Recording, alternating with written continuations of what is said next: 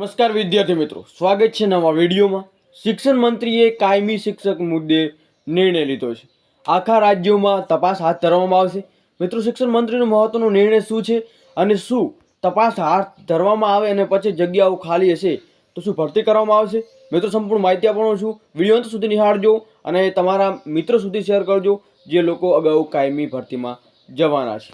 તો શું અપડેટ છે એના પહેલાં મિત્રો, ટેલિગ્રામ અને વોટ્સઅપ ગ્રુપ જોઈન નથી કર્યું, વિડીયોની ડિસ્ક્રિપ્શનમાં લિંક મળી જશે, ત્યાં તમે જોઈન પણ કરી શકો છો। તો તમે સ્ક્રીન ઉપર જોવા મળી રહ્યું છે કે શિક્ષણ મંત્રીએ જવાબ આપણને આપ્યો છે આપણને। તો શું જવાબ છે આપણે વિગતવાર માહિતી મેળવીએ। રાજ્ય કક્ષાના શિક્ષણ મંત્રી પ્રફુલ્લ પાનસરિયાનું મહત્વનું નિવેદન પણ જોવા મળી રહ્યું છે। સરકાર આખા રાજ્યમાં હાથ ધરશે તપાસ। તો મિત્રો, શું તપાસ છે આપણે વિગતવાર માહિતી મેળવીએ। તો જે તપાસ હાથ ધરવાની છે એની વાત કરીએ વિગતવાર। તો રાજ્યના કામચોર શિક્ષકોની થશે તપાસ।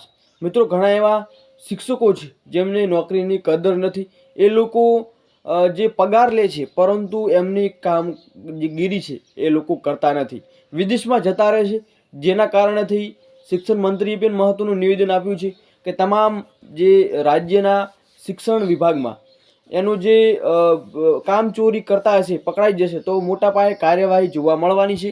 સાથે સાથે મિત્રો, તમે હવે જોઈ રહ્યા છો કે સોનલબેન પરમાર કરીને છે જે 1 વર્ષથી વિદેશ જતા રહ્યા છે, જેમના શિક્ષક સોનલબેન તમે સ્ક્રીન ઉપર તમને જોવા મળી રહ્યું છે, જે ફોટો પણ છે, પરંતુ આપણે એને જે જોખો કરી નાખ્યો છે જે સ્ક્રીન ઉપર તમને જોવા મળી રહ્યું છે।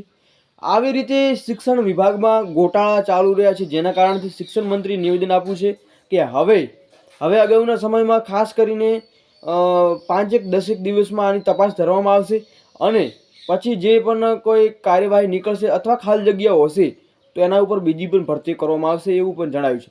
બાકી મિત્રો, ઓફિશિયલ અપડેટ મળતા તમને નેક્સ્ટ ટાઈમ અપડેટ મળી જશે। મળીએ નેક્સ્ટ વિડીયોમાં। જય હિન્દ, જય સંવિધાન।